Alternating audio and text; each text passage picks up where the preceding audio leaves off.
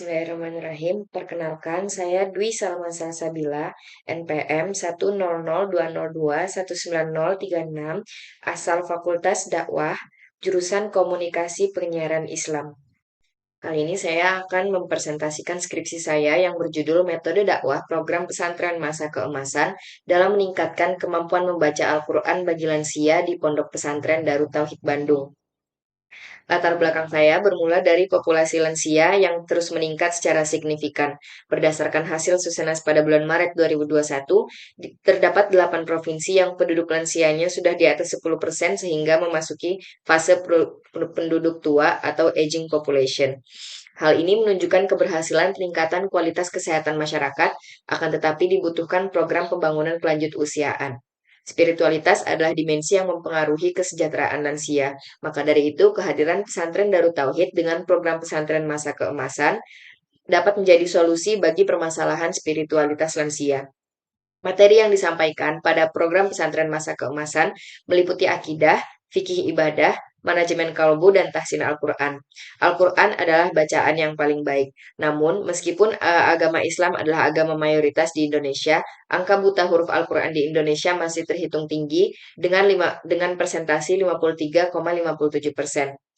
Berdasarkan studi pendahuluan yang saya lakukan, terdapat bermacam-macam kemampuan santri pesantren masa keemasan dalam membaca Al-Quran. Ada yang sudah mampu baca Al-Quran dengan cukup baik, ada yang masih terbata-bata, dan ada juga yang tidak mengenal huruf hijaiyah sama sekali. Maka dari itu, saya merumuskan masalah pada penelitian ini dengan 3 poin utama, yaitu bagaimana program pesantren masa keemasan Darut Tauhid Bandung, yang kedua, bagaimana metode dakwah pada program pesantren masa keemasan Darut Tauhid Bandung dalam meningkatkan kemampuan membaca Al-Quran bagi lansia, dan yang ketiga, bagaimana hasil program pesantren masa keemasan Darut Tauhid Bandung terhadap kemampuan baca Al-Quran bagi lansia. Tujuan penelitian ini untuk menjawab ketiga rumusan masalah tersebut, yaitu yang pertama mengetahui program pesantren masa keemasan Darut Tauhid Bandung, yang kedua mengetahui metode dakwah yang diterapkan program pesantren masa keemasan Darut Tauhid Bandung dalam meningkatkan kemampuan baca Al-Quran bagi lansia, dan yang ketiga mengetahui hasil program pesantren masa keemasan Darut Tauhid Bandung terhadap kemampuan membaca Al-Quran bagi lansia. Langkah-langkah penelitian ini yang pertama menentukan metode penelitian. Dalam hal ini, metode penelitian yang digunakan adalah kualitatif yang bertujuan untuk mengungkap situasi sosial lansia. Yang kedua, menentukan jenis penelitian, yaitu penelitian lapangan yang dilaksanakan pada kehidupan secara nyata melalui pendekatan kualitatif. Yang ketiga, pengumpulan data dilaksanakan melalui beberapa tahap yang saling berkaitan, yaitu observasi, wawancara, dan dokumentasi. Selanjutnya, analisis data menggunakan teknik analisis deskriptif dengan tahapan reduksi data, penyajian data, dan penarikan kesimpulan. Sebelum melaksanakan penelitian ini, saya melakukan kajian pustaka dan terdapat beberapa penelitian yang relevan. Yang pertama, metode dakwah pada kalangan lanjut usia di Masjid Al-Furqan Haurgelis. Yang kedua ada skripsi penerapan dakwah terhadap lansia. Yang ketiga ada skripsi metode bimbingan Islam bagi lanjut usia dalam meningkatkan kualitas ibadah. Selanjutnya meningkatkan kemampuan baca Al-Quran para lansia menggunakan metode UMI. Dan yang terakhir efektivitas pembelajaran agama Islam pada lansia, program pesantren masa keemasan dan pengaruhnya terhadap kedisiplinan sholat berjamaah. Penelitian ini relevan karena objek yang diteliti hampir sama, yaitu lansia, akan tetapi ada yang berbeda dari segi variabel dan objeknya.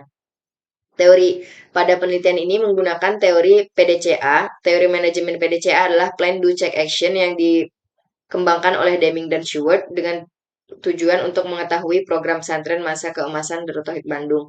Selanjutnya, untuk mengetahui metode dakwahnya menggunakan landasan umum bentuk metode dakwah yang tercantum dalam Al-Quran Surat An-Nahl ayat 125 yang menjelaskan bahwa terdapat 3 metode dakwah yang dapat digunakan dengan menyesuaikan kondisi objek dakwah, yaitu dakwah bil hikmah, mauizah hasanah, dan mujadalah al-ahsan. Hasil penelitian ini yang pertama, saya memaparkan profil Darut Tauhid. Darut Tauhid adalah sebuah yayasan dakwah yang cukup besar di Indonesia. Selanjutnya, pesantren masa keemasan adalah program pesantren mukim selama 40 hari yang ditujukan bagi muslim atau muslimah usia 45 tahun ke atas. Selanjutnya, metode dakwah yang digunakan dalam pesantren masa keemasan dilakukan secara klasikal dan kolosal, serta terbangun kedekatan antara satu sama lain, antara santri dan musyrifahnya, serta antar sesama santri. Hasil PMK terhadap kemampuan membaca Al-Quran dapat dilihat dari post-test dan pre-test dari dokumentasi yang dimiliki oleh penyelenggara program. Analisis penelitian. Program PMK hadir sebagai jawaban atas tingginya minat muslim dan muslimah lansia yang ingin memperdalam ilmu agama.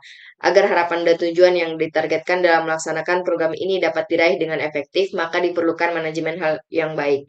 Dalam hal ini digunakanlah manajemen PDCA yang tadi dikembangkan oleh Deming dan Stewart. Selanjutnya, metode dakwah pada program pesantren masa keemasan diketahui dari hasil observasi yang dilakukan. Metode dakwah yang diterapkan pada program PMK telah sesuai dengan surat An-Nahl ayat 125. Selanjutnya, hasil program pesantren masa keemasan terhadap kemampuan baca Al-Quran. Sebagian besar peserta PMK mengalami peningkatan dalam penilaian tajwid, makhrajul huruf, dan kelancaran baca Al-Quran. Akan tetapi, beberapa peserta tidak mengalami peningkatan yang terlalu signifikan. Kesimpulannya, pelaksanaan program PMK sudah sesuai dengan konsep manajemen Deming dan Stewart, yaitu plan, do, check, dan action. Metode dakwah yang digunakan dalam program PMK juga sejalan dengan panduan dalam Al-Quran Surat An-Nahl ayat 125, yaitu bil hikmah, mau'izatul hasanah, dan mujadalah al-ahsan. Serta diketahui terjadi peningkatan bagi sebagian peserta pada penilaian akhir yang diambil dari aspek tajwid, makhrajul huruf, dan kelancaran baca Al-Quran. Akan tetapi peningkatan tersebut tidak terlalu signifikan bagi beberapa peserta. Hal ini disebabkan oleh faktor internal, yaitu kemauan dan kesungguhan dari masing-masing individu. Sekian yang dapat saya sampaikan. Terima kasih.